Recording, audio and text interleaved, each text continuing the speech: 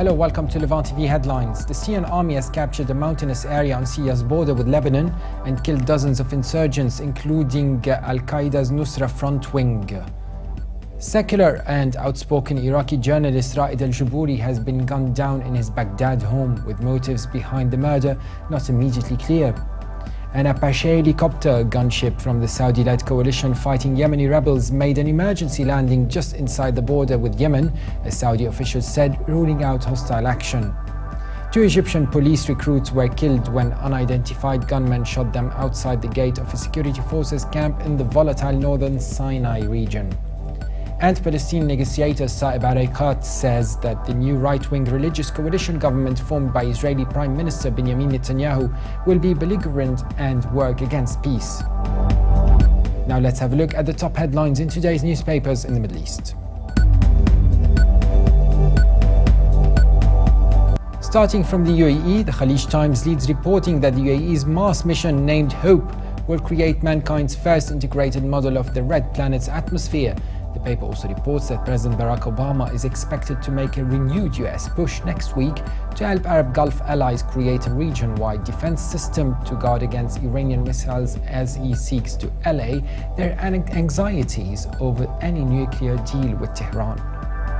From Lebanon, the Daily Star leads reporting that the Syrian army and Hezbollah Thursday seized control over a rugged area in the eastern part of Syria's Kalamoun on the border with Lebanon after clashes that killed dozens of jihadis. The paper also reports that Lebanese army helicopter gunships searched the area above the eastern border crossing of Masna following intelligence information that armed gunmen infiltrated the country.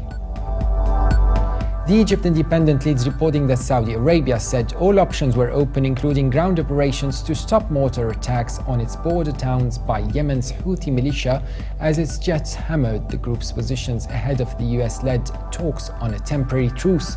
The paper also reports that Rania Badawi, host of TV program Al-Qahira Al-Yawm on Orbit Network, accused the government of committing fraud. And now papers here in London.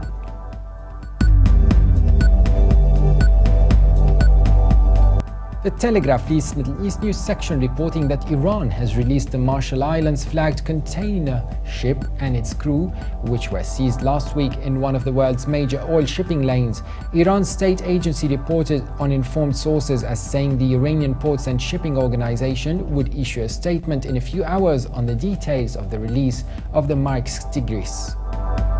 The Independent leads reporting that the US government has offered $20 million in rewards for information which leads to the whereabouts of 4 people it claims are top leaders of ISIS.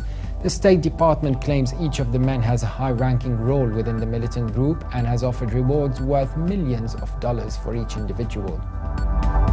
Also from the UK, The Guardian leads reporting that Yemen's exiled government has written to the United Nations Security Council to ask for a ground intervention to hold the advance of their rivals, the Houthi rebels, in a step that could provide legal cover for a potential limited invasion by Saudi Arabia. The move comes as clashes continued in the southern port city of Aden, as rebels succeeded in driving local resistance fighters out of a key administrative district. And now let's have a look at international papers.